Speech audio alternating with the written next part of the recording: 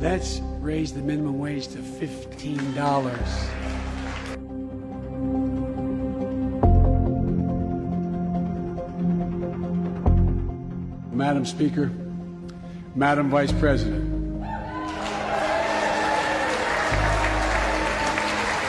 no president has ever said those words from this podium. No president has ever said those words, and it's about time. Good guys and women on Wall Street, but Wall Street didn't build this country. The middle class built the country, and unions built the middle class. So that's why I'm calling on Congress to pass Protect the Right to Organize Act, the PRO Act, and send it to my desk so we can support the right to unionize. And by the way, while you're thinking about sending things to my desk, let's raise the minimum wage to $15. No one working 40 hours a week, no one working 40 hours a week should live below the poverty line. We need to ensure greater equity and opportunity for women. And while we're doing this, let's get the Paycheck Fairness Act to my desk as well. Equal pay. It's been much too long. And if you wonder whether it's too long, look behind me. I will not impose any tax increase on people making less than $400,000. But it's time for corporate America and the wealthiest 1% of Americans to just begin to pay their fair share. Just their fair share.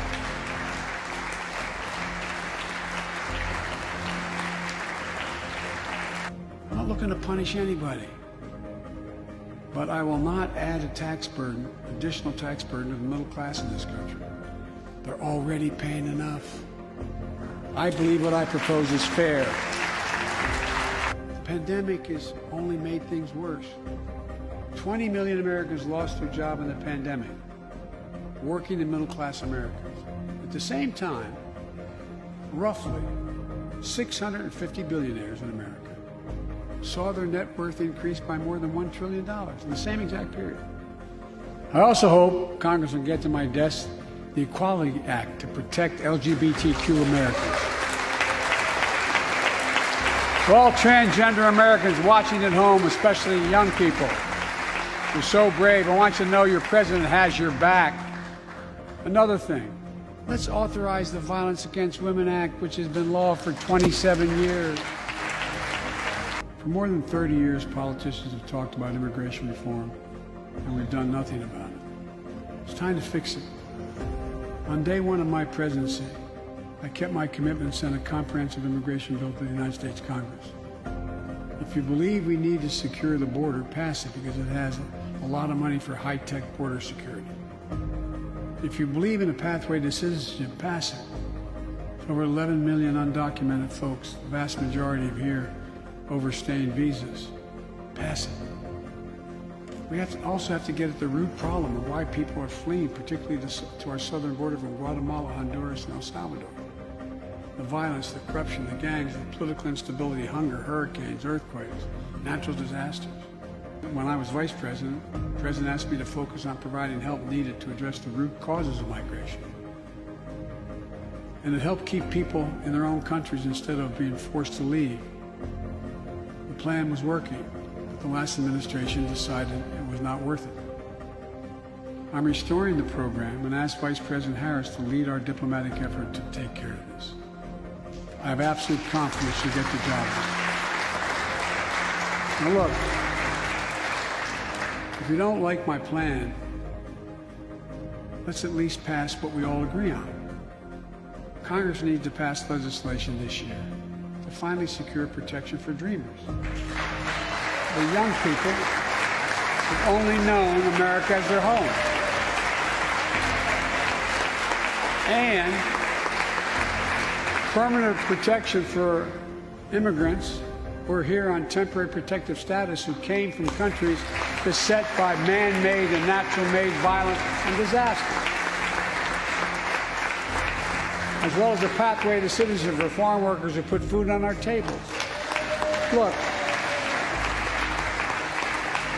immigrants have done so much for America during this pandemic and throughout our history. The country supports immigration reform. We should act. Let's argue over it. Let's debate it. But let's act.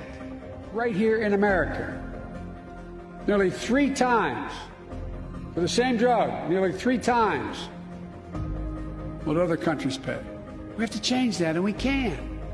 Let's do what we talked about for all the years I was down here in this body, in Congress. Let's give Medicare the power to save hundreds of billions of dollars by negotiating lower drug prescription prices.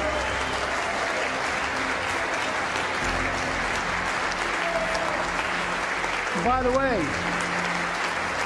it won't just help people on Medicare. Lower prescription drug costs for everyone. And the money we save, which is billions of dollars, can go to strengthen the Affordable Care Act and expand Medicare coverage benefits without costing taxpayers an additional penny. It's within our power to do it. Let's do it now.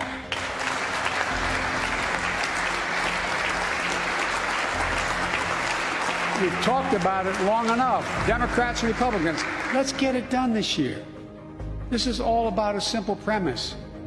Health care should be a right, not a privilege in America.